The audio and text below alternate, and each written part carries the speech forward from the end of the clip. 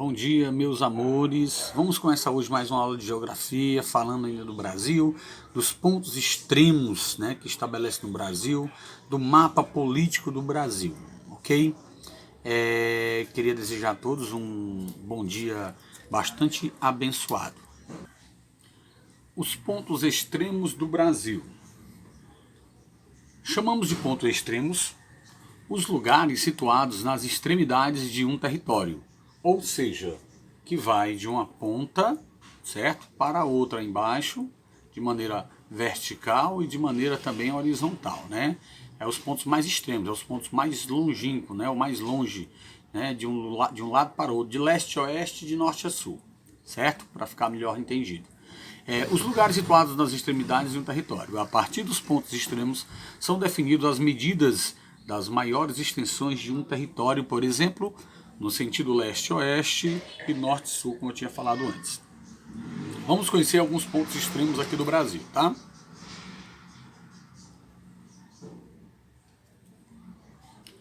Se a gente analisar com mais detalhe, nós vamos ver aqui o ponto 1, né? Na parte norte do Brasil, que vai descendo, né? Que é aqui na Guiana, em Roraima, que vai descendo até o ponto 2, no Rio Grande do Sul, como nós podemos perceber aqui embaixo, ó, certo? Aí temos o ponto 3, que vai do oeste a leste, do Acre a... Aqui eu acho que, deixa eu ver qual é o estado, Paraíba, né? Aqui vamos conhecer afinco mais alguns deles, né? O número 1 é o Monte Caburaí, em Roraima. É o ponto extremo norte do Brasil, onde o país faz a divisa com a Guiana. Tá aqui, certo? Como nós podemos observar, entendeu? Roraima, certo? O ponto seria esse aqui, ó, o ponto mais extremo, que ele vai descendo até o sul do Brasil, que é no ponto 2, conhecido e chamado como Arroio Chuí, no Rio Grande do Sul. É o ponto extremo do sul do Brasil, onde o país faz divisa com o Paraguai, como nós podemos observar aqui embaixo, ó, certo? Outro país da América do Sul. Pulamos para o ponto 3, como eu falei para vocês, tá? O ponto 3 é a Serra da Cantamanna, também chamada de Serra do Divisor no Acre. É o ponto extremo ou mais extremos ao oeste do Brasil, onde o país faz divisa com o Peru, né, que é outro país da América do Sul. O ponto 4, que é esse aqui, nós podemos observar, ó, tá?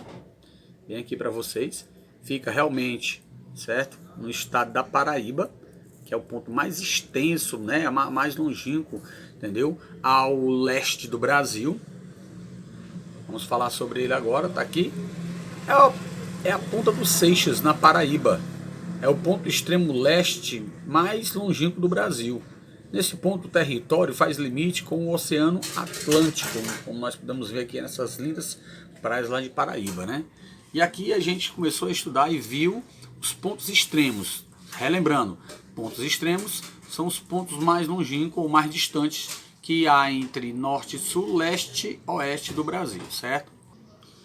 Divisão política do Brasil. O que seria isso, divisão política? Às vezes a gente entende, percebe ou pensa que divisão política seria divisão, né, do Brasil entre deputados, prefeitos, quando a gente fala de política, né? Mas essa divisão política que a gente está falando tem relação à divisão dos estados, como o Brasil é dividido, certo, em estados, tá? Que a gente vai estudar agora. Claro, né, se torna política porque cada estado é governado, né, por um governador, né, e suas cidades pelos prefeitos, aí sim, vai toda a demarcação territorial, por isso que se chama de divisão política.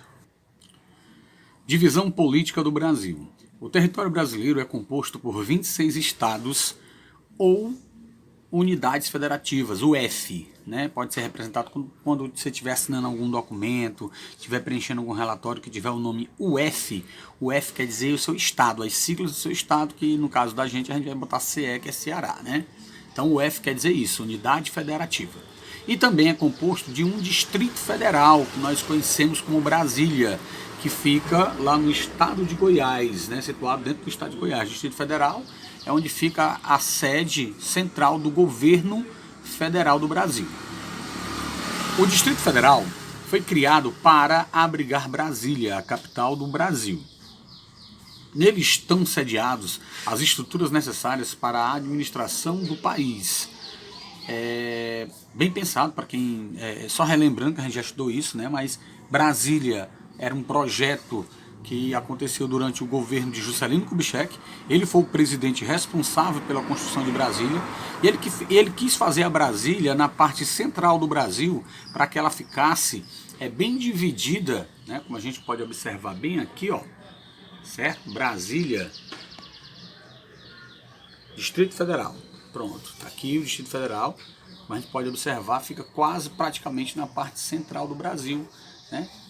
Para não ter privilégio de distâncias, né, dos poderes governamentais quando quiserem viajar para lá, se tratar de negócios, né? Fica bem na parte central. Como eu havia dito, lá ficam as estruturas, né, administrativas do governo, como o Palácio do Planalto, a sede do governo federal. Vamos observar aqui no mapa político, né, a divisão do Brasil, como a gente já foi observado, como a gente já viu toda a divisão, né, política. E vimos que o Brasil é dividido, né, entre 26 estados que compõem toda essa região aqui. E esses estados também são subdivididos em regiões para facilitar o estudo e as necessidades de cada lugar, de acordo com a população, a cultura e também até mesmo as situações climáticas e vegetativas de cada região, né, pessoal? Como podemos observar, todos os estados do Brasil, todos os estados brasileiros têm uma capital, ou seja, um município no qual está situado a sede do governo estadual. No nosso caso aqui no Ceará, a nossa sede, nossa capital seria Fortaleza, né? Cada estado também é identificado por uma sigla, que corresponde à abreviação do seu nome. Veja no mapa as siglas de cada estado. Daqui a pouco a gente vai dar uma olhada para você ver a parte das siglas que representa cada estado. Podemos ver Roraima, que é RR, como vocês podem ver aqui. Amazonas, AM. Acre, AC. Rondônia, RO. PA, Pará. É sempre bom a gente ter um cuidado entre Pará, certo? Vocês estão vendo aí, ó. Vem aqui.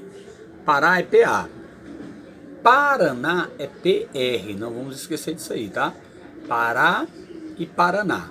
Paraná PR, Pará PA, tá bom? Aqui o nosso grande Ceará, Maranhão, Rio Grande do Norte, né? Os estados que compõem aqui o nosso bonito e grande Nordeste. Bahia, Tocantins, né? Tocantins, para quem não sabe, é o estado mais novo do Brasil aqui, Tocantins. Distrito Federal, DF, Minas Gerais, Espírito Santo, São Paulo, onde também tem sua capital São Paulo, e Rio de Janeiro também, né?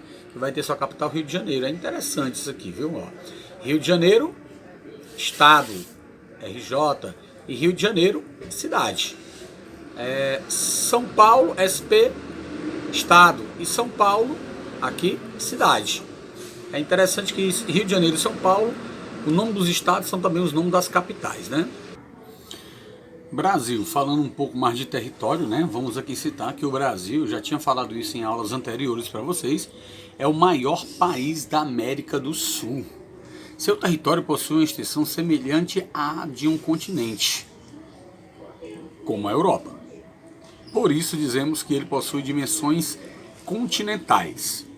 Veja na tabela a seguir a extensão territorial do Brasil e a extensão territorial do continente europeu, e depois vamos comparar, né? O interessante nisso aí, como eu estou dizendo para vocês, olha gente, o Brasil, país da América do Sul, nosso Brasil, ele é quase do tamanho, territorialmente falando, quase do tamanho de toda a Europa. A Europa é aquele continente que eu citei para vocês, né? De países lá, um monte de países, quase todos são países desenvolvidos, como a Itália, a França, a Alemanha, a Inglaterra, Portugal, entendeu? São muitos, Espanha, Suíça, são muitos países, né, desenvolvidos lá na Europa. E o Brasil, a extensão do Brasil é quase do tamanho de todo o continente europeu, como a gente vai poder observar aqui, ó. Olha só, a extensão territorial em quilômetros quadrados. Brasil, 8.510.820 quilômetros quadrados. Europa, 9.900.000 quilômetros quadrados. Para você ter uma ideia sobre extensão e tamanho de como é o tamanho do Brasil, como o Brasil é enorme. Esse tamanho do Brasil é bom e é ruim.